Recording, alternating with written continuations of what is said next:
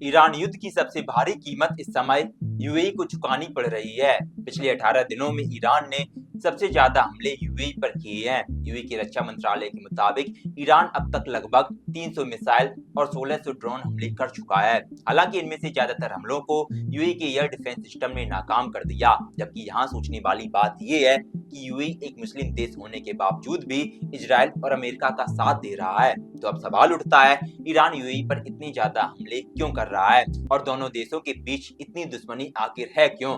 आज सबसे पहले इसी की बात की जाएगी। उसके बाद आपको डोनाल्ड ट्रंप के बारे में बताएंगे कि कैसे वो दुनिया के नक्शे पर देशों को चुन चुनकर निशाना बना रही है। पहले वेनेजुएला, अब ईरान और अगला नंबर शायद कुवेरा का हो सकता है। यही वह विश्व व्यवस्था है जिसे ट्रंप बनाना चाहते हैं, जहां ताकत ही सब कुछ है, नियम सिर्फ रुकावट जो स्वयं को कमजोर बनाती है। ट्रंप ने अपनी विदेश नीति का नजरिया बिल्कुल साफ कर दिया। उनके लिए उनकी ताकत पर सिर्फ एक ही चीज लगाम लगा सकती है और वो है सिर्फ उनकी नैतिकता। ना कोई संयुक्त राष्ट्र के नियम और ना ही कोई अंतरराष्ट्रीय कानून। तो सवाल उठता है कि ट्रंप अब क्या करेंगे, कौन से नए देश पर हमला करेंगे और ईरान में हो रहे युद्ध का अंत क्या होगा? इन सभी सवालों का जवाब देंगे इस वीडियो में। नमस्कार, हमारा नाम है प्रेम चतुर्वेदी और भारत की बात में आपका बहुत बहुत स्वागत है। बढ़ते हैं अपनी पहली खबर की तरफ।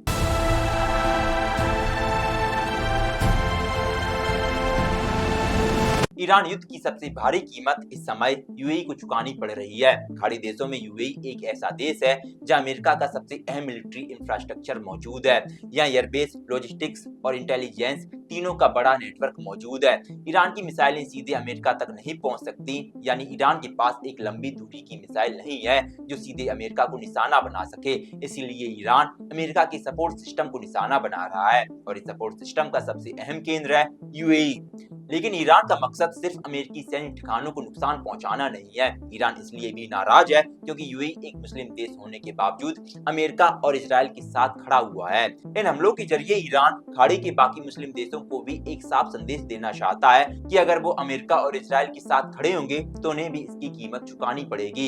ईरान यह भी साबित करना चाहता है कि पश्चिम एशिया में अमेरिका की सुरक्षा गारंटी बहुत कमजोर है और वह अपने सहयोगियों को पूरी तरह सुरक्षित नहीं रख पा रहा। ईरान यह भी आरोप लगा रहा है कि यूएई में मौजूद अमेरिकी ठिकानों से ही ईरान के मिनाब शहर में एक स्कूल पर हमला किया गया था जिसमें 168 बच्चियों की मौत हो गई थी। साथ ही खरक आइलैंड पर हमले में भी यूएई ने अमेरिका की मदद की थी। यूएई और ईरान के बीच तनाव की एक बड़ी वजह है अब्राहम अकॉर्ड्स। इस समझौते के बाद साल 2020 में यूएई ने इजराइल को आधिकारिक मान्यता दे दी और पहली बार दोनों देशों के बीच खुले कूटनीतिक रिश्ते स्थापित हुए। यूएई ने इजराइल को अपने यहाँ दूतावास खोलने की अनुमति भी दी। इससे पहले खाड़ी के ज्यादातर मुस्लिम देश इजराइल को अपना दुश्मन मानते थे, लेकिन यूएई ने यह परंपरा तोड़ दी, जिसकी वजह से दुबई अब ईरान के निशाने पर है। पश्चिम एशिया में यूएई और बहरीन पहले ऐसे देश थे जिन्होंने इजराइल को मान्यता दी। ईरान इस फैसले को एक तरह का विश्वासघात मानता है। इजराइल और मुस्लिम देशों के बीच युद्ध संघर्ष का इतिहास बहुत पुराना रहा है। पिछले कई दशकों में अरब देशों और इजराइल के बीच कई बड़े युद्ध हो चुके हैं और मौजूदा समय में भी ईरान और इजराइल के बीच तनाव चरम पर है।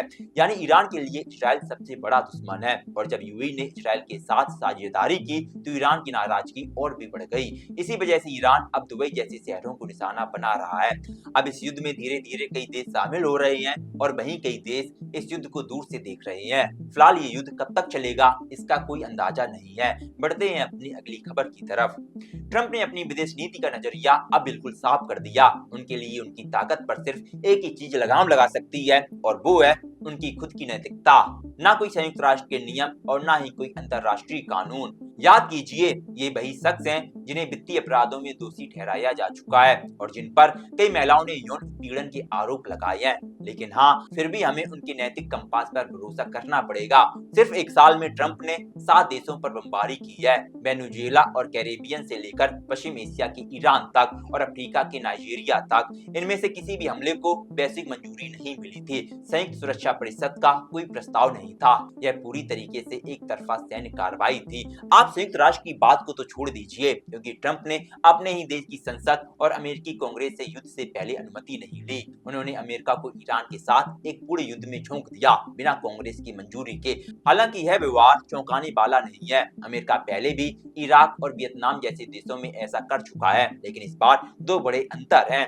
पहला, अब कोई दिखावा नहीं है, न कोई लोकतंत्र या आजादी की बात नहीं हो रही। ट्रंप खुले तौर पर कह रहे हैं कि वे क्यों लड़ रहे हैं, वेनेजुएला में तेल के लिए और ईरान में मामला थोड़ा जटिल है। पहले दिन उन्होंने ईरान में सरकार गिराने की बात कही, अब वो मुद्दा कहीं पीछे चला गया। फिलहाल दुनिया यह मान चुकी है कि ट्रंप ये इसलिए कर रहे हैं क्योंकि वो ये सब कर सकते हैं, वो ये सब करने में सक्षम है। यह खुला साम्राज्यवाद है। दूसरा, ट्रंप सिर्फ दुश्मनों को नहीं बल्कि अपने सहयोगियों को भी निशाना बना रहे हैं। ग्रीनलैंड वाला मसला याद कीजिए, उन्होंने उस पर कब्जे की बात की थी और अभी भी वह विचार पूरी तरह खत्म नहीं हुआ है।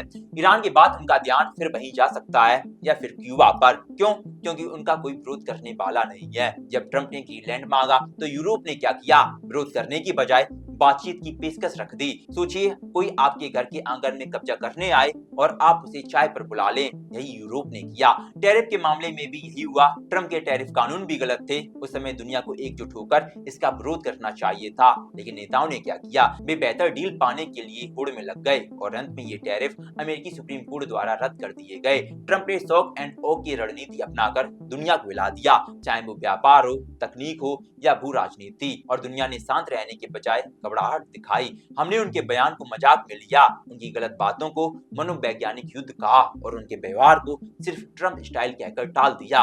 और आज इसका नतीजा हम सब देख रहे हैं, एक वैश्विक ऊर्जा संकट के रूप में।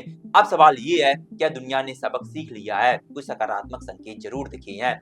एशियाई देश भी साझेदारी दिखा रहे हैं। वे ना तो युद्ध में शामिल हो रहे हैं और ना ही ईरान का बहिष्कार कर रहे हैं, बल्कि अपनी ऊर्जा हितों को सुरक्षित करने के लिए ईरान से बातचीत कर रहे हैं। शायद ट्रंप ने एक रेड लाइट पार कर दी। शायद अब दुनिया के नेता विरोध करना शुरू करेंगे। फिलहाल हमें नहीं पता कि यह युद्ध कैसे खत्म होगा और यह भी नहीं पता कि यह राष्ट्रपति कार्यकाल कैसे आगे बढ़ेगा, लेकिन इसका असर दुनिया पर पड़ेगा और शायद हमें इस बात से हैरान नहीं होना चाहिए। असल में ट्रंप आज भी एक रियल एस्टेट कारोबारी की तरह सोचते हैं। वे देशों को जमीन के टुकड़ों की तरह देखते हैं, सरकार को ऐसे मकान मालिक की तरह देखते हैं जो बेचने के लिए तैयार नहीं है, और कूटनीति को एक डील की तरह। अगर डील नहीं हो सकती तो मकान मालिक को हटा दिया जाए। अब जरा सोचिए, ऐसी सोच अगर दुनिया की सबसे ताकतवर सेना के साथ हो तो क्या होगा? फिलहाल के लिए आज अंतरराष्ट्रीय खबरों का प्रसंग यही पर थमता है। मिलते हैं कल रात आपको 8 बजे। हमारा नाम है प्रेम चतुर्वेदी और आप देख रहे हैं नेक्स्ट जेन ब्रॉडकास्ट। धन्यवाद।